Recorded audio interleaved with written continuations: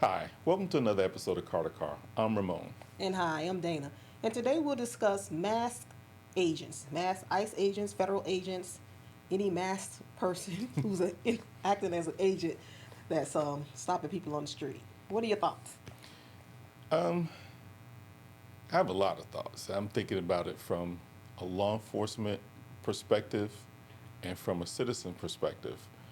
You know, as law enforcement, we were always trained, especially over time. I mean, we've been in law enforcement 30 years, and over time, we've seen where there's been a lot of police impersonators to the point where it changed how we do police work. We have to make sure we have police on the front or police on the back. We have a badge hanging down. We have to have our name. We have to identify ourselves. All these things that we have to do to ensure some sort of transparency, some sort of officer safety, so a police officer doesn't get hurt or somebody thinking that it's a fake cop. Because when I look at it, if somebody just jumps out on me, I'm going to go into defense mode, because, you know, we're both armed. We know how to protect ourselves, and you know, I'm going to think the worst first. So I wouldn't want to get these unmarked cars that don't have any identifiers. I know I'm not doing anything wrong, and we're from a major city where you know people do roll up on people and shoot at cars and do all these negative things. So I'm thinking from that perspective, man, if someone just jumps out on me, I'm not going to immediately think it's a police officer. I'm going to pull my gun. And so, guess what? They're probably going to pull their gun or going to have their gun out, and we're going to be in a shooting. And so, I think that if someone comes out and it says police, my mind's going to say, okay, police, all right, for now, put your gun away. And so, I'm thinking about it like that. But I do believe that these federal agents need to be unmasked. They need to show their face, and hell, we're supposed to be proud of the job we're doing. So I don't know if that's a sense of them not being proud or whatever the case may be, but I do think that their identity should be shown. I agree. With every point you said, I really don't have much to add to that point, but I would like to say that because you know I don't want people to get used to seeing unmarked cars, uh, officers, agents with that's masked, don't have anything identifying them as law enforcement, where citizens get used to that, and an actual kidnapping occurs, an abduction occurs, and they don't call the police, they don't take notice of it because they just assume it's ICE or law enforcement, and then you have victims with no assistance. They're just gone. Mm-hmm. And so the identification serves many purposes. One, it builds compliance. It builds safety for the suspect and the officer just by knowing the parties involved. And so I think it also makes the community safe, so they don't think there's random people committing crimes in the neighborhood. Yeah, when you're identified, it lessens the fear of the person that you're trying to come in contact with.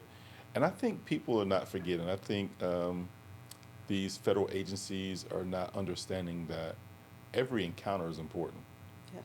Every stop, every situation, and I don't know if supervisors are on the scenes of these situations, but if they are, you would hope that the supervisor are able to quell some of these situations, if not be able to respond to some of these situations, because we still live in a democracy. We still live where um, we're not an authoritative type government, and so I think that they need to unmask themselves so that it'll be safer and there's a little bit more credibility that goes with Yeah. their actions. Yeah, yeah, and accountability too, Mm-hmm. because being masked could also lead to them being more aggressive, a Mm-hmm. little more excessive in their use of the force, because they feel they can't be identified. So definitely, by being able to have credentials identify the cars and the officers, you have a level of accountability as well. The last thing I'll say to this is to the accountability part of it.